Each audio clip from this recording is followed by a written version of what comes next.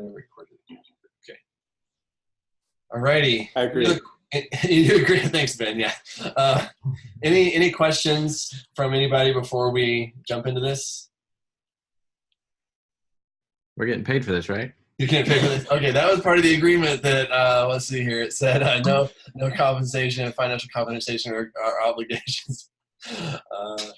The payment is an opportunity for all of us to engage in providing value and sharing input and helping others that are trying to do this as well, share ideas.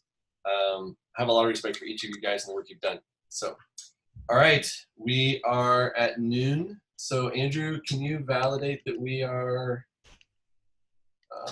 oh, there it is. Yeah, we have the starting soon graphic going live. Yep. Cool. All right.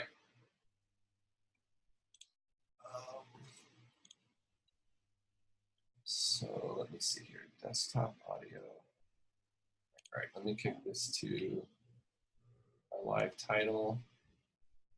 And sounds like our audio is live now, so we should be good to go. The audio is coming through.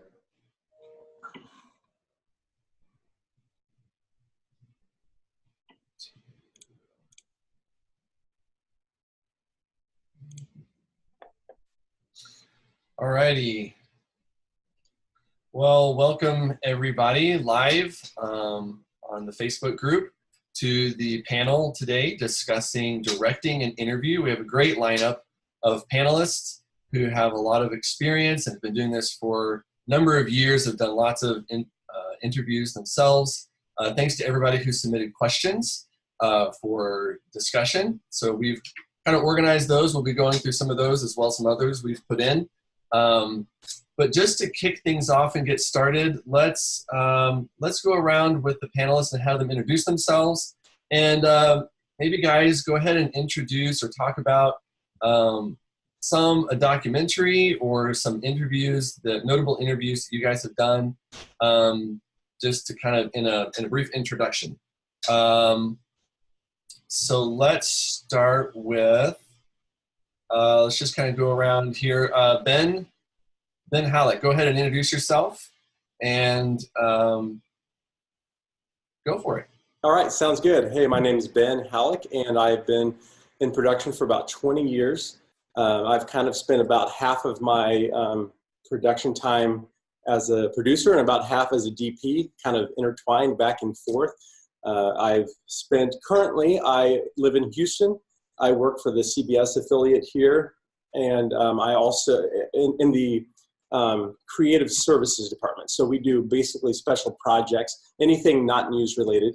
And I also have a side production company with it. I basically do the same thing there. I've spent a good amount of time working for the 700 Club and producing commercials and stories for them, documentaries.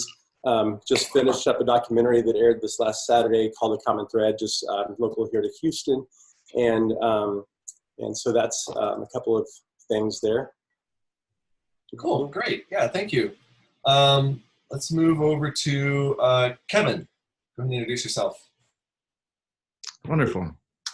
My name is Kevin Peoples, and I have been directing interviews on 4 documentaries and 4 feature films to date.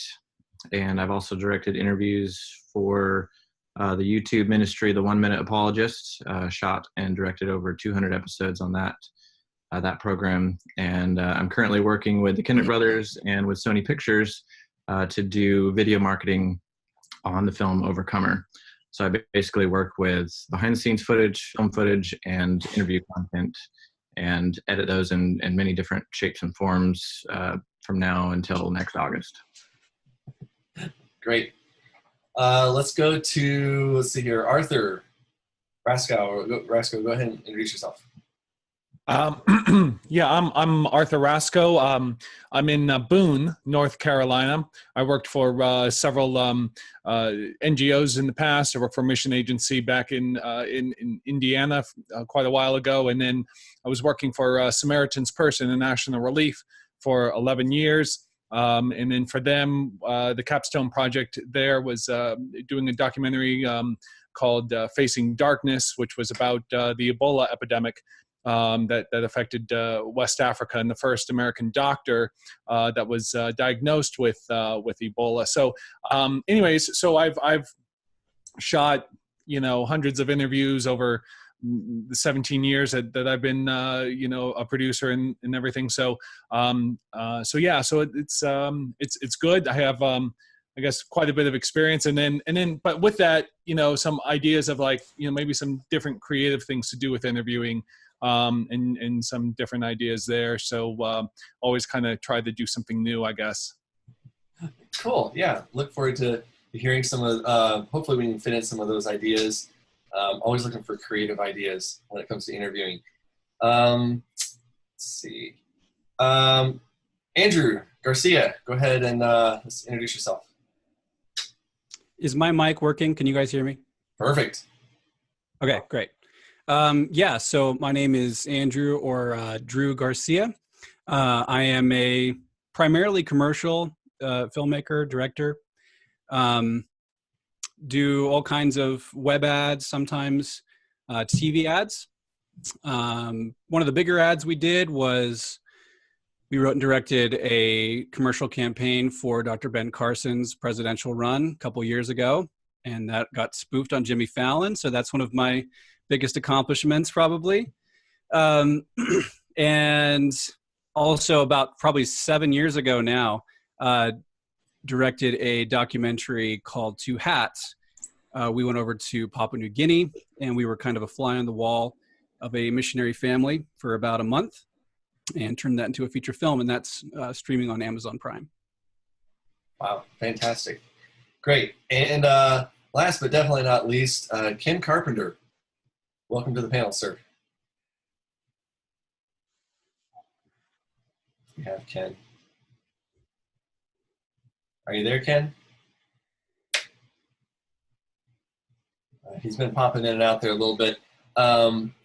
Let's just get started. When Ken comes back, we'll make sure to get him an introduction as we go through this. But in starting off the conversation of documentary interviews, well, I guess let me introduce myself. John Clay Burnett, and I have Real Cast Productions. I'm also an instructor with Motion University, and have been involved in promotional media, doing videos for businesses, also several feature-length documentaries, DPing, directing, interviews. Most notable out of those, I guess one of them was Wait Till It's Free with Colin Gunn at the time for Samaritan Ministries. That was a lot of fun doing some work with them. So, and then we have Andrew Bartlett co-hosting today. Go ahead and introduce yourself, Andrew. Yeah, so yeah, I'm Andrew Bartlett, and I'm also kind of on staff with Motion University and the Academy.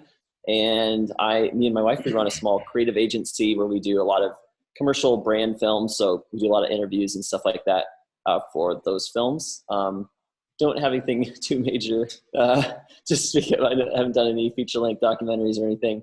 But yeah, we just really enjoy telling businesses stories through interviews and that kind of thing. So, I mean, Andrew doing one of these, he did a competition one time and won an AT&T category or a competition award with $10,000. So he's done some interviews and put some videos together as well. So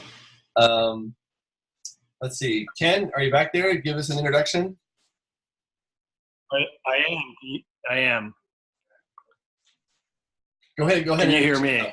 I can hear you, sir. Coming through. Well. Go ahead and introduce yourself. Give me another signal. I'm having difficulty here.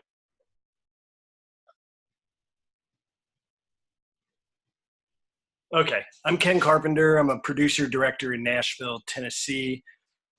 Short version of my production background is essentially the story of two careers. I'm currently involved in the feature space, working in the narrative and dramatic realm. Have a movie coming out February 22nd from Roadside Attractions called Run the Race. Tim Tebow's an executive producer on that. Check that out. But prior to my move to the narrative realm 3 or 4 years ago, I spent 20 some years doing all manner of filmmaking. Directed 30, 40, maybe 50 music videos here, but also have done all manner of branding film, marketing films, lots of documentaries around the country and around the globe. So I'm in the narrative realm now.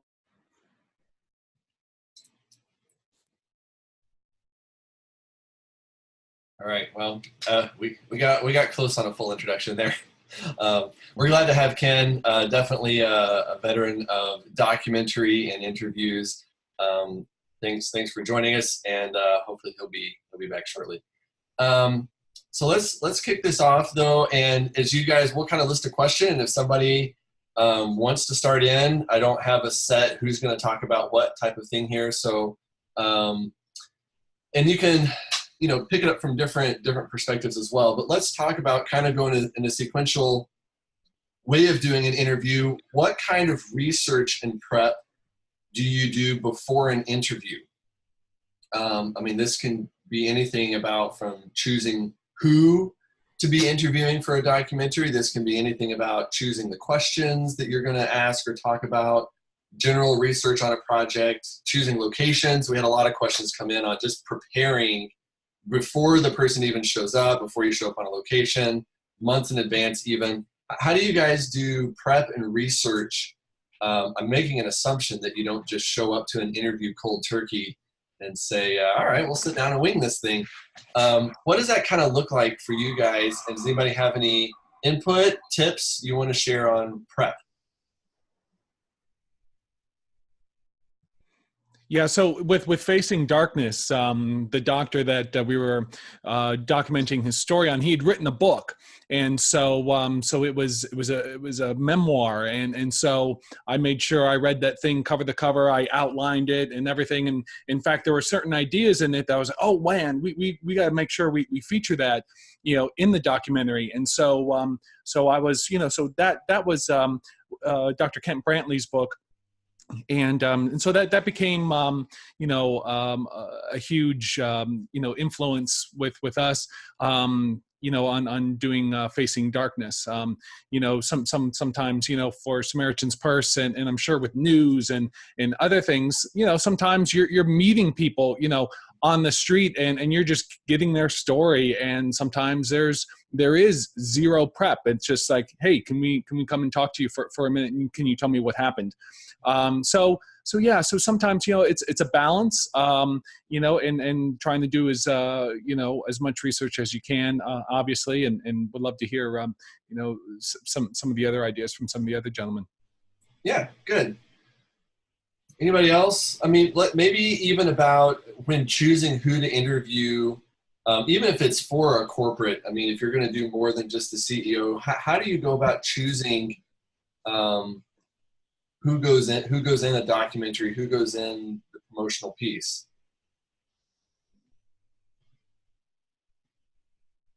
Well, I can jump back to the previous question real quick.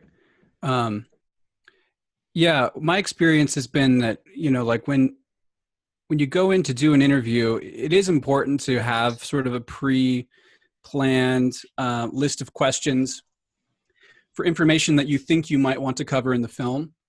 In the case of my documentary, it wasn't necessarily, it didn't turn out the way that I originally planned.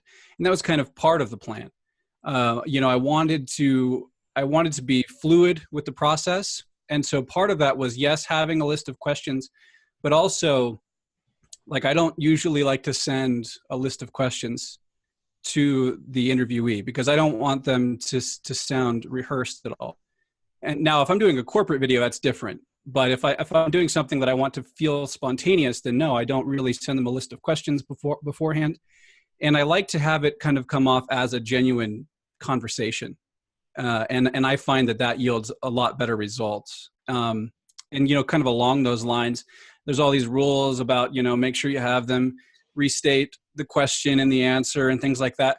once we get going, I really, especially in a documentary, I don't really interrupt them and say, oh, sorry, could you restate that in the, whatever. Cause I just want them to be not self-conscious and giving me, sort of the most natural responses possible.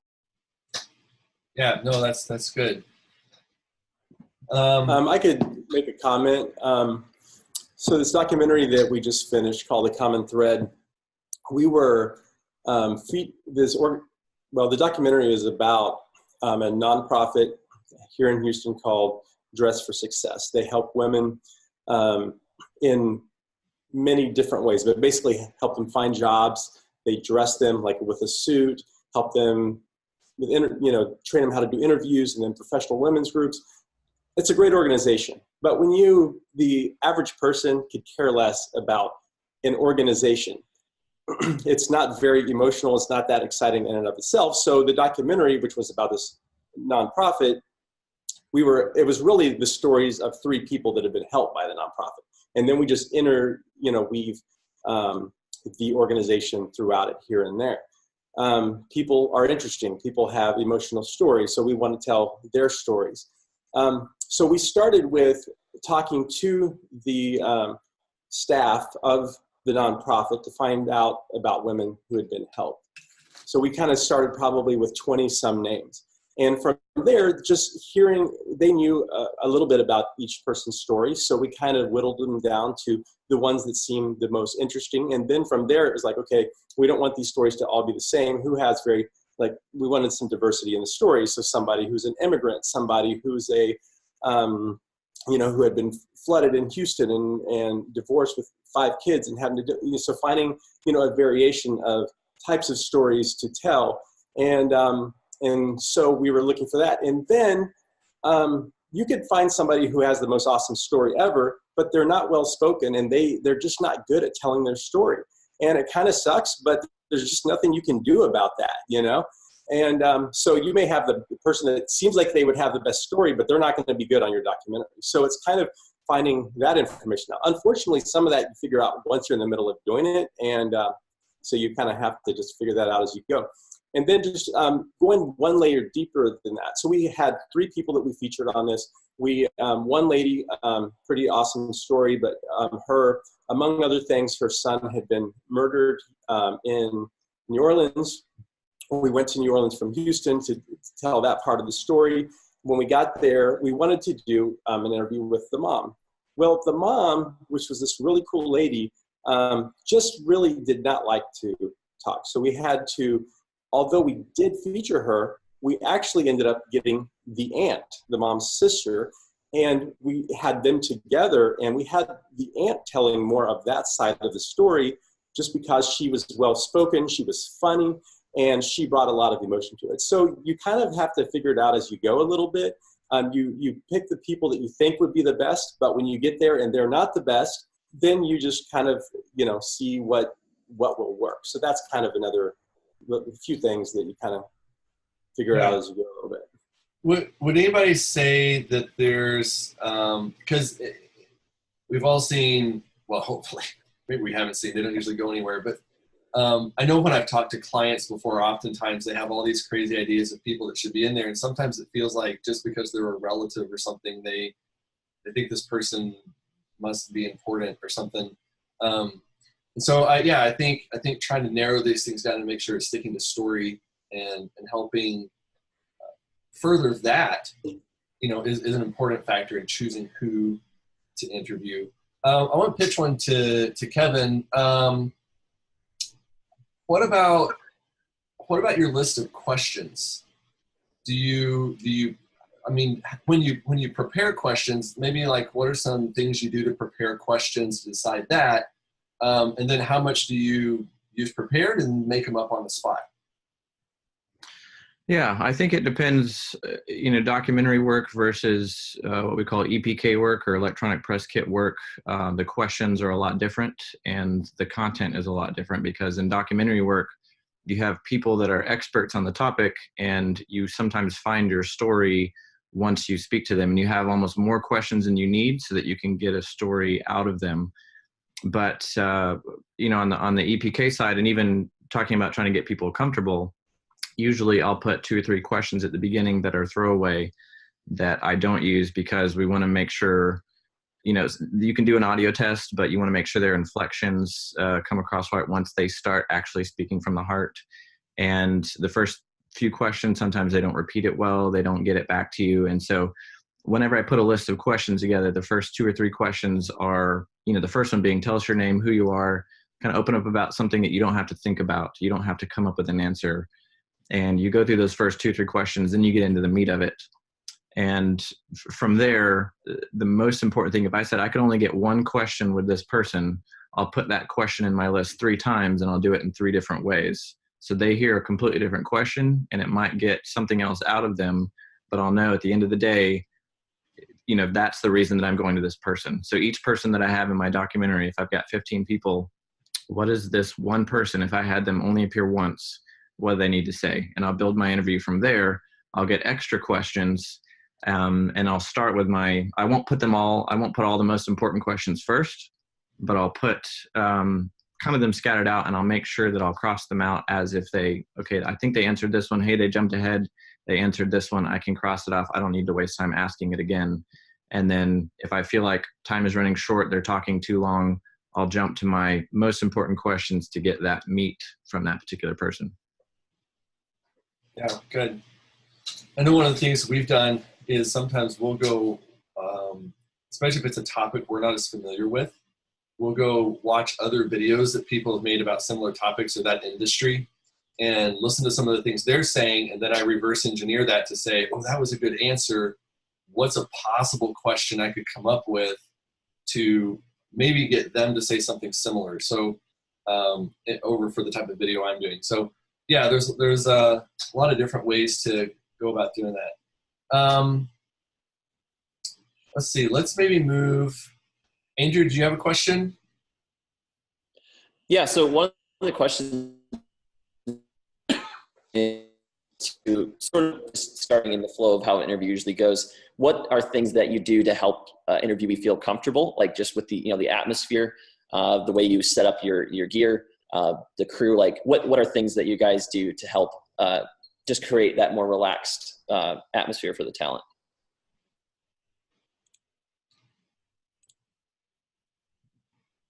Well, I'll start and say, when I go into an interview and through my experience interviewing, I've come across 4 different types of people, and I try to figure out who these people are when I sit down with the interview to kind of figure out where we're going to go from there. The first group of people are people who are completely nervous. They don't want to be on camera. Once you get them to agree, they're there, but typically the content isn't that great. You've got to really have them repeat the questions. Sometimes their answers are 2 or 3 word answers, stuff that's not really usable. They just hate being there. The second group of people are people who think that they're comfortable. You can kind of fit into this group, people that might be a little bit more cocky. They feel like they have a lot to say. They end up, what I call, they're the ramblers. They end up talking a long time on lots of different things. And I don't stop them from rambling, because I know that they're going to summarize the meat of what they said, because they're figuring it out in their head as they talk. And the last sentence of that paragraph is really going to be that answer to my question. So I'll let them talk as long as they need to, and they'll get there. The third group of people are professionals, people such as, Alex Kendrick, Rich Peluso, Priscilla Shirer, people who speak for a living. And you can even give them a bad question and they'll turn it into a great answer. And you can make a video out of that one answer because they just know how to answer questions. And then a smaller group is kind of a fourth group of people that are high profile. They're very, very busy. They don't have a lot of time. You may only have 15 minutes or even 5 minutes with them in a chair, say if you're going to a conference and they're speaking. I've done a whole setup. You set up for an hour and they come in and they're in the chair for 3 minutes and you've got to ask them 1 or 2 questions. Sometimes those people will say, just tell me what to say. They know that you're going to put words in their mouth that they've probably said before from a book or something. They don't have a problem doing that. So you have a teleprompter, or if it's something short, you feed them a line, they say it back to you, they read it well enough. I've had people that read it well enough and you don't even know they're reading, and then they're in and out of the chair. So figure out that as you get in there, and then you can say, okay, based on this group, if they're really, really nervous, I'm going to pad my interview with more time to get them comfortable than some of the other people, and things like that. Yeah, that's a really great list of how to kind of decipher which category people might be in, because you're right, the different situations can definitely call for different approaches. Anybody else? When even if they are the high profile, just short in just for a couple minutes, or if you're doing it more of a sit down story driven, what are some ideas, even from the moment they walk in the room? Like how do you start setting that atmosphere and tone? I would say under any circumstance, you need them to feel like you're friendly somehow, that you're nice to them, so that they will talk to you. Even the 3-minute guys, you don't want them to feel like they distrust you, because that definitely comes through. So what are some things, even from go, like they step through the door, what are some things you guys do to help them trust you, build rapport with them? I guess there's a couple things I could say that I would typically say they go without saying, but they really don't go without saying, because there's a lot of people that don't do some of the basics. And first of all, I think when somebody walks in, if possible, keep them away, especially if you have a crew that's setting up. I know that sometimes you're a one-man band or you're setting up your own stuff, or whatever the case might be, but just get them away from the set for a little bit. If you're in somebody's home, or they're go to a common area where there's a kitchen or somewhere, sit down, have a cup of coffee if you can, and just small talk, get to know the person, just even if it's only for a minute or two. Once again, I think you can go back to these different categories of people that Kevin mentioned. Some of them want to just get right to it, and I don't care. But for the most part, if you're doing a documentary, you need to build that a little bit of a rapport with those people, especially if it's people that aren't used to talking on camera. You want them to feel comfortable, and they're nervous, even though that, if you're doing this every day, you think this is no big deal, it's just one more interview. But for them, it could be the first time and maybe the only time, for them to do in an interview. So I think it's just important to have some small talk with them, get them away from the set if possible, so that they're not nervous about it, and just explain that you're just going to have a conversation with them when you sit down. So that's a few, I guess a very, very basic thing, but I find it very, very important. It really affects the rest of the interview. I can make one comment on a sort of related issue. It's not about interviews, but with my documentary, I described it as a fly on the wall type of film. And basically what we did is we just lived with this family for 30 days.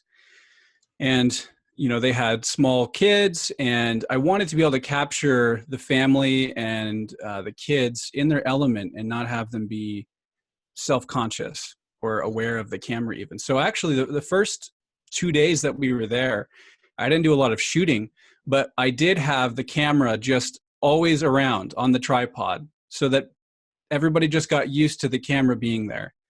I mean, we all sat down to dinner together, and the camera sat down at the table with us, and I found that after a few days of that, everybody got kind of used to the idea that there's just this camera around, and I was able to capture, I think, some very real moments. And then as far as interviews go, I liked the list of 4 people. I have a similar kind of list. Yeah, I mean, mostly when you're dealing with nervous people, a lot of reassurance, a lot of just, even if it seems patronizing, just things like, man, have you done this before? You're really giving me some great stuff. Just saying some things like that really loosens them up and helps them feel, comfortable. And I try to do as much interacting with them as possible without becoming a problem, for the sound. So I'll do a lot of like miming, a lot of head nodding, a lot of exaggerated like smiling and listening, and really making them feel like what they're saying is interesting to me. If they something that's even remotely funny, I kind of like mime laughter and all of that. So yeah, just things like that really help to get them loosened up. Yeah, good. Looks like we have Ken back. Ken, maybe is there anything, I know you've worked with maybe some bigger crews doing interviews, but in any of those situations, what do you tell your crew about, because they're there setting up gear possibly, any tips, anything along that of how to kind of create the atmosphere, demeanor that you're looking for, so that they're not a distraction, And then even if you want to touch on even how to interact with people when they show up, to kind of build that rapport with them, what are some of your thoughts?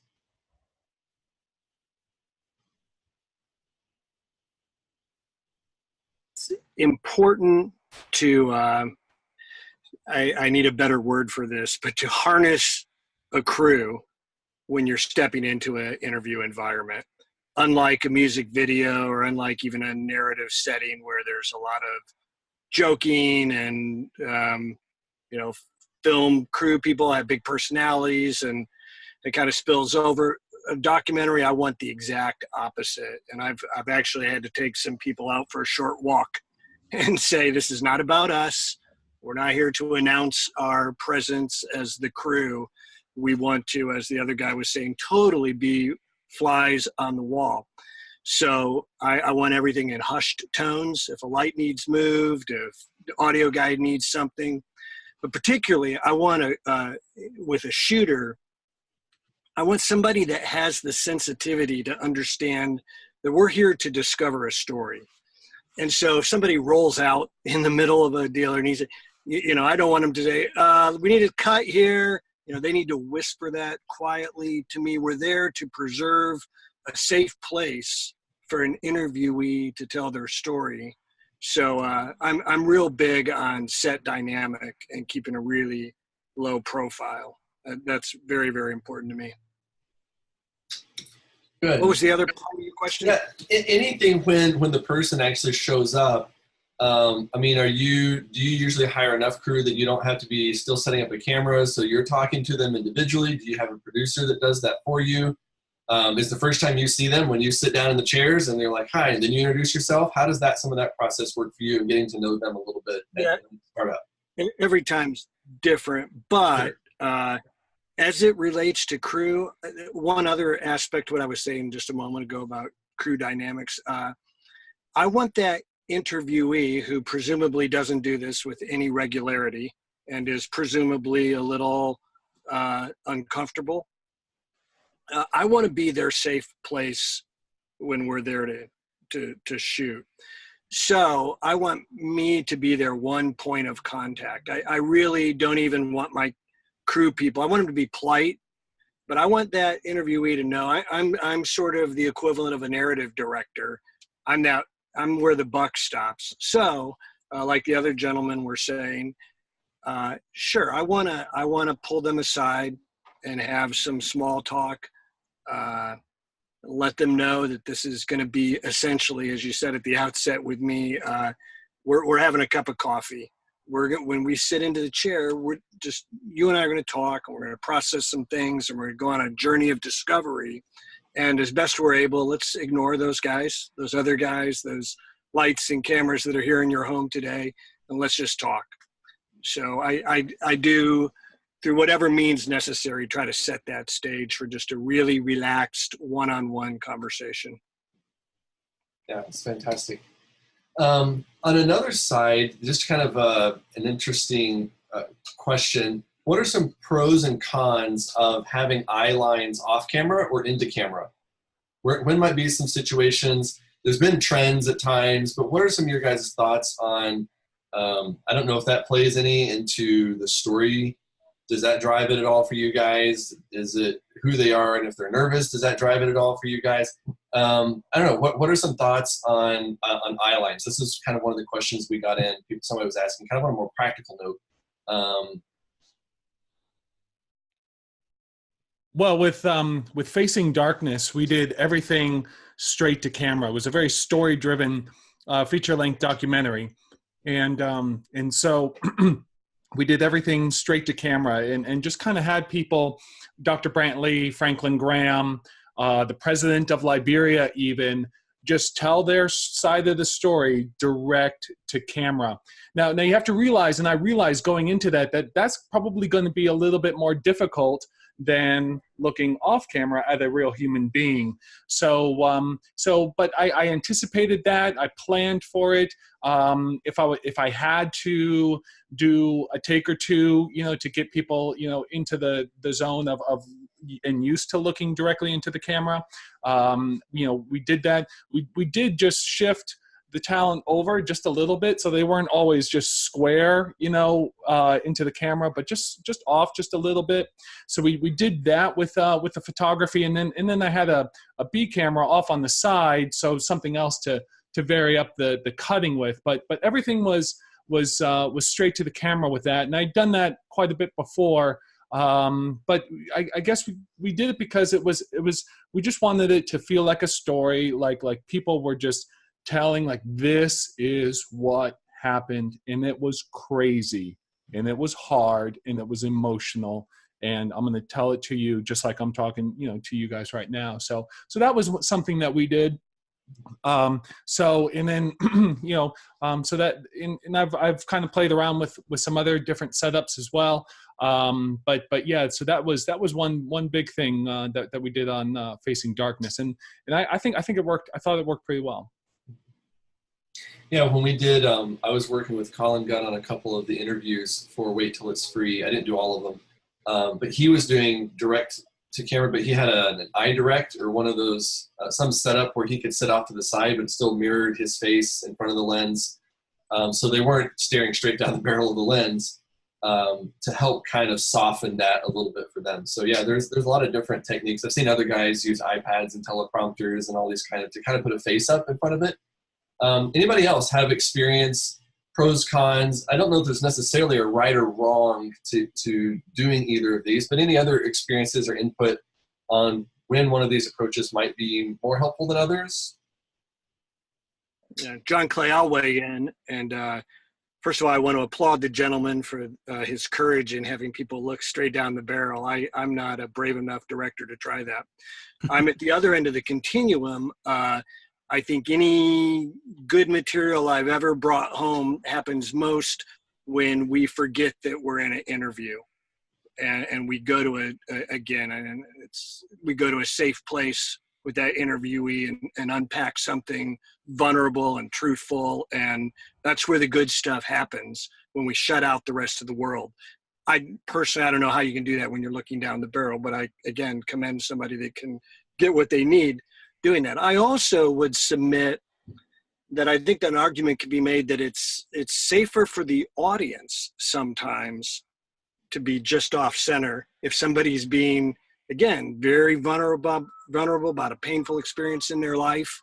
There's something just having them just off camera, and I do like to tuck it in close, but it just makes it a little easier for the audience to go there, I think, sometimes. So that's my opinion. Yeah, I think that I just like to think of it in practical terms, like what is the audience experiencing? And I think that looking directly into the camera gives the audience a very subjective experience. And I think having the interviewee look off camera gives the audience an objective experience. And also, to Ken's point, yeah, I think it's difficult to get as natural a response to your questions if they're looking into the unblinking glass eye. That's difficult. So I know they have like some gizmos where you can set up mirrors or something like that to where they're actually looking into the camera, but they're seeing your face. I've never tried that, but that's an option. Cool. Yeah. I'm just going to really quick, John Clay, jump in. Jordan asked a question live on tips for interviewing two people at the same time. And I feel like this could kind of somewhat play into that discussion with like whether they're looking into the barrel or off. And it can kind of, I know from just my personal experience, having multiple interviewees complicates where you can put cameras and framing and all of that. So I'd be curious on people's tips for filming, like why you should or shouldn't, and any just suggestions or tips on filming, like especially when it comes to, a lot of times scenarios are often where it's like couples together, like where to have them be looking and all that kind of thing. So just thoughts and tips on shooting two people interviews. Or do you have a rule that you don't do it at all? I don't do it. You don't do it yet. No.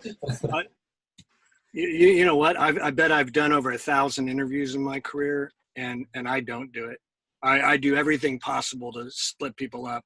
Again, I just feel like I'm gonna get to an honest space with people one-on-one in a way that'll never happen if there's two people. I suppose I've done it a handful of times, but I just, as not a hard and fast rule, But I always just say, no, I'll talk to you individually, then I'm going to talk to you later. Exactly. And I love, hey, look, it's a cheap editorial trick, but to ping pong between people and piece together the story is a great way to sustain interest back and forth. And then this happened, then that happened. So I always try to break people up. Not relationally, but for sure. That's good. Yeah.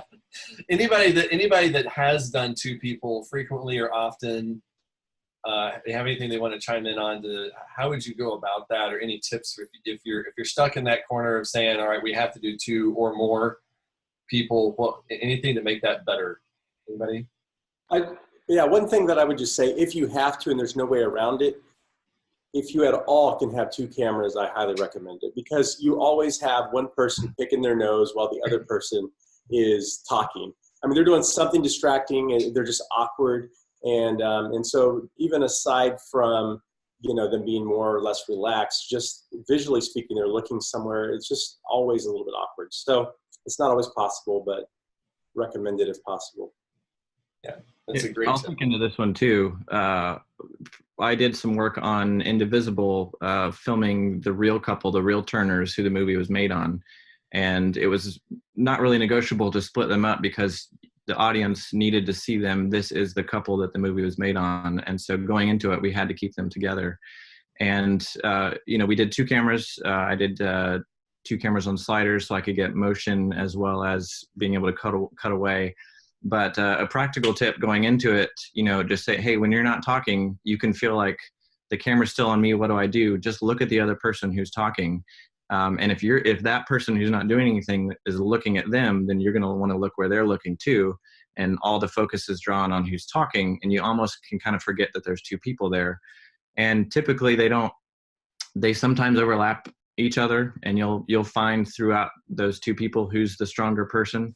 And sometimes you can jump in and say, hey, could you say that again, and get them to start that question. Their heart of it was sometimes whenever they overlap the other person, but you can get them to restart it and edit it between the two cameras and get that whole bit without any people talking over each other. Yeah, that's great. That's great. Another idea, John Clay, Yeah. is when you have two people, especially like a husband and wife, and especially like in a relational circumstance. I was at a marriage rededication ceremony center a couple years ago, and up in Alaska. And so we were interviewing couples, and something that we'd done quite a bit. And so I said, well, let's do this a little bit differently, and let me have the husband and wife look at each other, and then I had singles on each camera, on the A and the B camera. And I said, well, I'm going to be off camera as the interviewer, as the producer, and I want you to talk about this issue. And so it was, so I was sort of, they kind of conducted the interview themselves, and they talked about different things that they faced in their marriage. And it was a little bit different than having two people side to side, which is more a little bit of a traditional thing, but then just having them look at each other. And so that was another way, in depending upon the circumstance and the just kind of thinking about things creatively from a little bit different angle. Sometimes that can be helpful.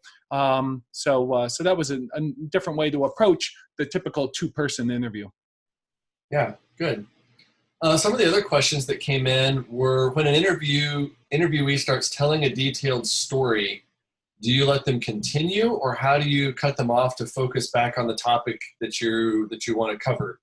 I guess for the sake of some of these questions, we're going to assume these aren't the experienced speakers or the guys you've pre-scripted stuff for. This is going to be the nervous people or the overconfident rambler. How far do you let a story go before you try to redirect? And then how do you do that in a way that doesn't offend them or kind of break some of that trust that you've built up for the conversation? That's a great question, John Clay. I'll take a stab. That's the challenge before us every time out, is how far to let them go down a rabbit trail, knowing and having learned that sometimes that rabbit trail leads you exactly where you need to go. And by the way, I cut out earlier, so I don't know if you covered this or not. Let me just say it real quickly here. I think good documentary filmmaking is all about discovery. It's setting aside our prescribed understanding or our predetermined understanding of a subject, and the good stuff happens when we go in and discover and learn more on behalf of our audience. So with that mindset, I give a lot of rope to the rabbit trail. Now, the producer side of me knows we have X number of hours and X number of people that we want to shoot in a day, and maybe we got a company move, so we got to be realistic. And yes, I do have to sometimes say, hey, let me interject there.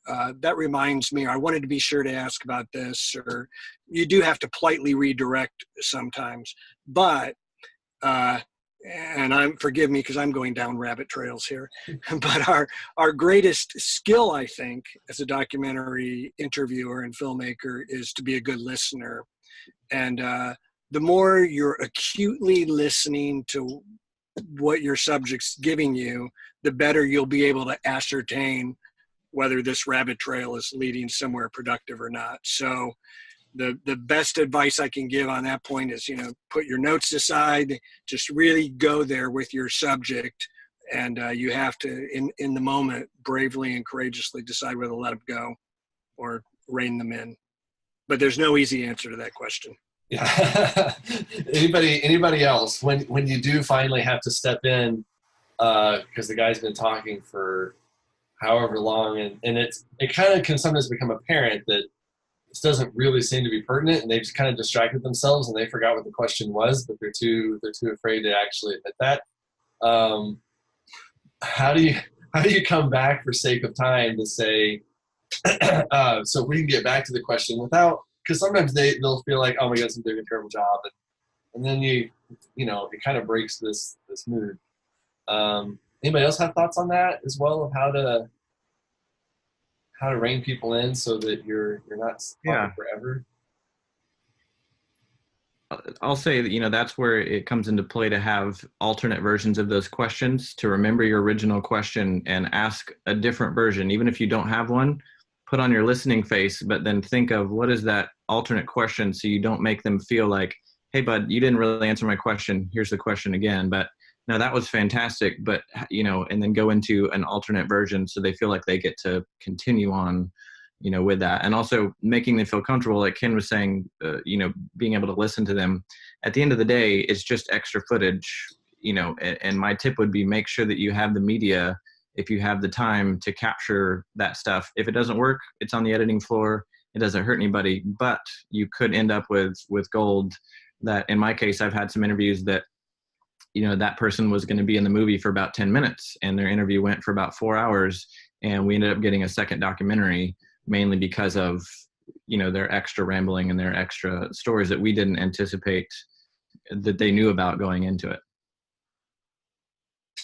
Good. Something else I'm going to just throw out there is, there's a question that was asked, and I feel like a lot of us, especially, I feel like for me, I've not done documentary, I've been in the commercial space, but so the question was, no matter how many times I rephrased the questions, I was getting nearly the same or similar answers. What should I do in that situation? So basically, just to add to that, it's kind of like that scenario where, especially in the commercial space, where you kind of need them to say a certain thing, but you don't, at the same time, you don't want it to be scripted. But it's like, no matter how you rephrase the question, they just don't seem to quite get it, or they can't really get their act together very well, or they've kind of lost, and they're starting to feel not very confident. And it's just, you can just see it's just kind of like going downhill. And you're like not quite sure how to build up their confidence, but still get what you need. Or maybe they just are kind of not really having any energy in what they're saying, that kind of thing. So any advice in that kind of a situation? I've had that experience in the recent set of interviews that I did, where people who are confident in giving answers, they really think that this is the answer and they're giving it. And at that point, I'll say, okay, we're making a film here. We've got footage that goes over this. I really need to connect with this footage. That could be footage of you that is going over it, the B-roll footage of something else, but I really need this answer to connect with my footage. And it doesn't hurt to say, hey, would you mind just saying this for me? put it in your own words, let them know it doesn't have to be word for word, but would you mind saying this and giving that a try? And I haven't had an opportunity where people have said, no, I don't want to do that. Sometimes they try it and you say, okay, I can kind of piece that together, one or two times. Okay, that didn't work at all. Let's try something else. And just know if they're not going to get that answer, then it's not really meant to be.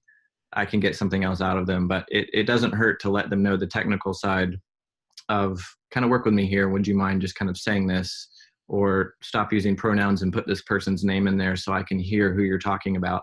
Would you start that sentence with, John is or Sally is, and then go into it? And they're usually fine with it. I'll say two things. Of all the interviews I've conducted, if there have been a few times where I've had to just cut our losses and say, this one's not going where we need it to go, and to be judicious, stewards of our resources and schedule, I'll wrap it up and get on down the road and find somebody who might be able to answer that question the way we need it answered. The other technique that I'll do sometimes is I might put an idea that again, I don't want to prescribe where I'm going, but think I might be after. I might say something like in the dialogue with the interviewer, it occurs to me that one thing that, might have been interesting to learn more about that night was, like, put it in my own mouth and then say, what do you think about that? And a lot of times that'll get them riffing on, as I think about that, so I kind of lead them that way. And then, don't tell anybody, but I think I should confess that maybe, again, out of hundreds and hundreds of interviews, maybe a couple of times out of desperation or whatever, I've essentially given somebody a line reading. The last thing we'll ever want to do with an actor, say it this way, but maybe once in a while you do need to, as Kevin said, just say, hey, look, with apologies, here's what we're after. And if you could say something kind of sort of like this, that would be helpful. Again, that last ditch, I think that's not good storytelling, but I suppose if you have to, maybe you could resort to that on a rare occasion. Sometimes you get that feeling of just like, this isn't going to quite work, and you just try to not let them know that exactly. Say thank you very much, and when we come to editing, we just end up cutting the whole thing. Another thing sometimes I'll do, even in prep, is I'll form like a fill-in-the-blank sentence and say, so here's the first half of it, and then how would you? So one thing I've really learned that's important is, or I really love this because, so it kind of gives them a starting point and then lets them fill it in and however they want to. It can sometimes be helpful. Again, some of that depends, if you're doing corporate or if you're doing promo or documentary, that may or may not work as well. One thing I wanted to cover here as we get closer to the end is just an interesting angle that's not talked about very much. And this would normally be in a documentary setting. Does anybody have experience getting interviews with people who are anti the normal position that the documentary or theme would normally be headed? It's kind of a rare thing. In a promo or corporate sense, you're not usually looking to get both angles of a topic on that. I guess maybe in some creative space you could. But does anybody have any experience with getting someone who's opposed to the general theme and direction that the piece is headed? Yeah, allow me to jump in there again, John Clay. Sorry, guys. But a couple of years ago, I did a documentary about Terri Schiavo, who the courts allowed to starve to death ultimately. And I wanted to interview George Filos, the attorney who represented her husband, who wanted to pull the plug on Terri. Completely adversarial to the more pro-life position that the people behind the documentary wanted to take.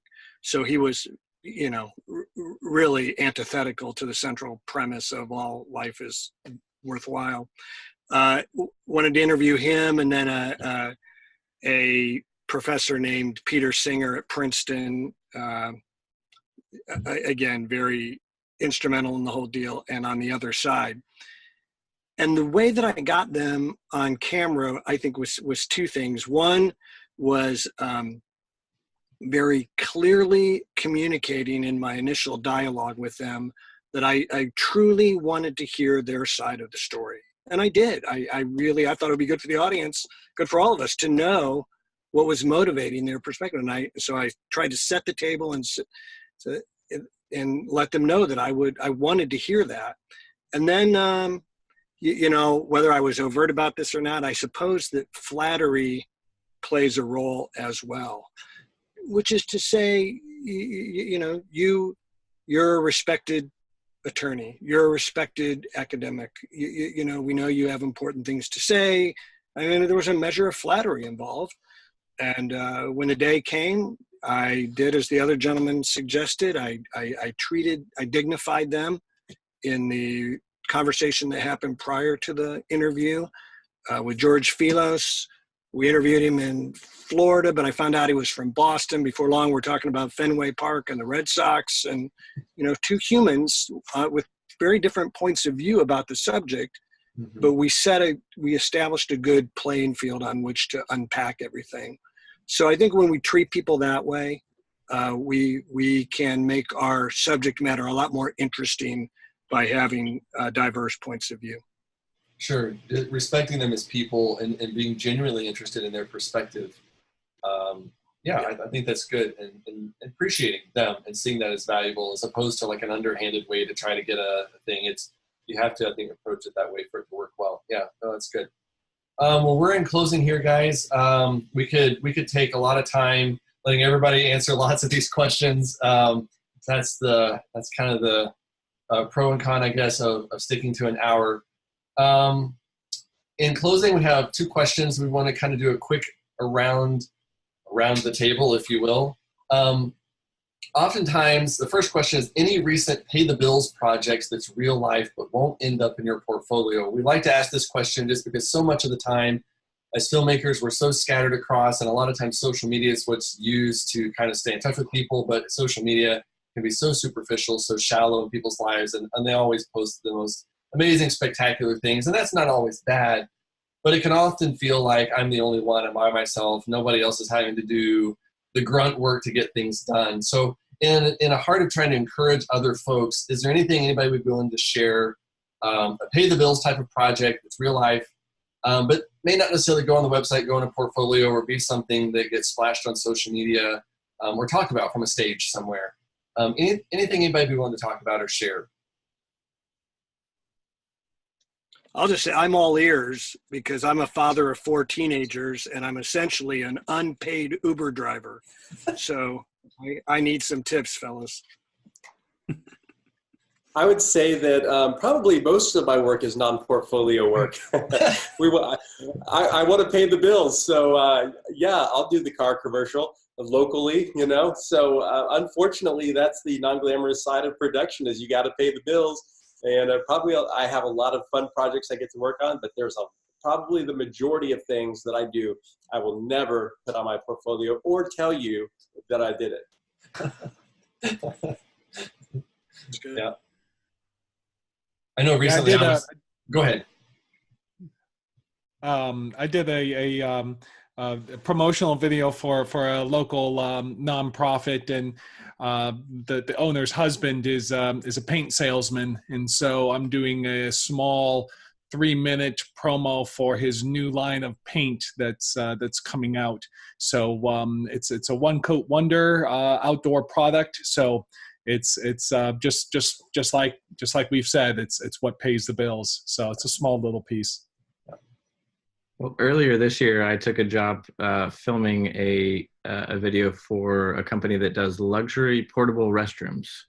So instead of having porta potties at your event, you get a luxury trailer, which is all nice and fancy. And I really did the job because it was an old friend from an old church and wanted to help him out. But also, we wanted to do 360 videos inside of these small spaces because they're so small to get a camera in there. A 360 camera could really allow the person to see what they were getting when they rent the trailers. And so it was a favor for a friend, but it turned out to be a really fun use of technology. Fascinating. Anybody else? Well, my brother and I, we work together and we've directed commercials the last several years. We both kind of come to a place where we we really want to kind of, I guess, reserve our creativity for the most part for telling our own stories now. And so I've kind of put a lot of it on the back burner. I have a monthly retainer with a large corporation, and I do their video work. I'll take little random gigs that come in sometimes to pay the bills. And then I do a lot of portrait and event photography. I just like how simple photography is. There's no like pre-planning or writing scripts or taking notes from the client or anything like that. So that's how I'm paying the bills. And we're really putting a lot of emphasis and effort into directing our first feature film next year. So yeah, most recent gig I did was for a truck stop, a video series of training how to use their little rewards program. It's very exciting stuff. Good. Thanks for sharing. I know for me, one of the ones that won't hit the website, it will be hitting social media and stuff just for marketing, but from their side of things, I did some graphic design for my sister-in-law who's releasing a piano CD album. So I don't do a ton of graphic design work, but it's just kind of one of those side project things that I'm happy to do. We had a lot of fun with it, but it's not in the traditional line of work. Lastly here, let's do a resource for growth. This could be a book, podcast, course, or training you've experienced, a conference that people should attend, or scripture that's encouraging. Anybody have, I'd love for everybody to share at least something. Maybe we'll just go around here like we did before. Let's start with Ben. Anything you want to share from an educational just resource? Well, I just do video, so I don't read. So not really, but you know what? I just really, I like to just watch. My primary thing is really watching other stuff that I love.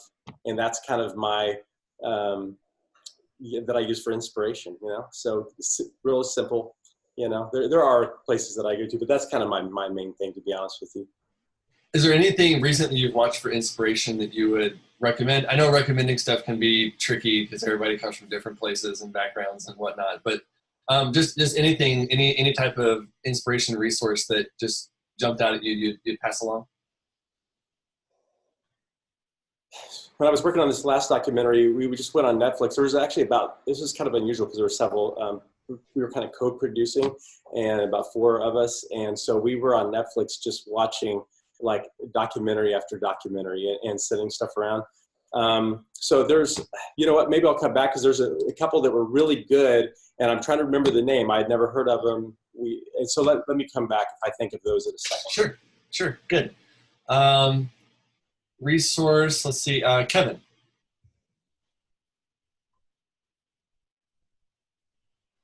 Let me see here. Let me unmute you. Let's see. There we go. Kevin. Yeah. Well, I'm in trailer editing mode right now, so I'm just watching a lot of trailers to see what what edits grab me and not. So that's kind of the immediate space that I'm in. Cool. Any trailer that's jumped out at you as being you really enjoyed, or would say this is a great trailer that if anybody else is in that position or looking at that they could check out? I think it's called The Green Book. I may be incorrect on that title. Correct me if I'm wrong. Viggo Mortensen and kind of set in the past was a really moving trailer. I like to look at trailers that I don't know anything about and see if I want to go see that movie. And I think they told a great story in the edit on that one. Fantastic. Great. Arthur, any resource you would pass along to folks? Earlier this winter, my wife signed me up for the master class. So there's this line of master classes and stuff. And so, Ron Howard has one. So, I mean, you can go through and you can hear from Ron Howard. The executive producer of Grey's Anatomy, it has this great series about, producing, a binge-worthy TV show, on Netflix, and so that's been great, to kind of go through. There are assignments if you want to go so far as to do assignments and stuff, and so the opportunity to hear personally from some of these some of these veterans. Ken, you should think about doing one.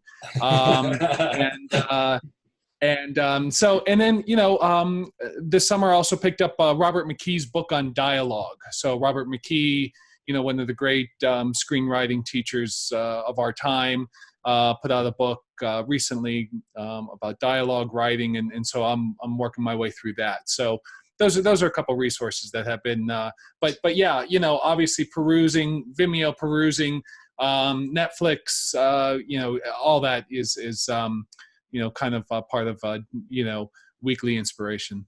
Yeah, good. Drew. Yeah, I've probably read half a dozen different books on documentary filmmaking, and this guy right here, Making Documentary Films and Videos by Barry Hamp or Hampy, however you say that. This is the only one I've read twice, and it covers everything that we talked about today and so much more, and I highly recommend it. Great, thank you. Ken, any resource for it? It could be personal growth, business, documentary interview, anything you pass along. You bet. For Kevin Peebles, I say the A Star is Born trailer is the best one I've seen recently. And I completely concur. The best thing we can do is watch a lot of things. I saw the Whitney Houston documentary recently, Whitney. Loved that.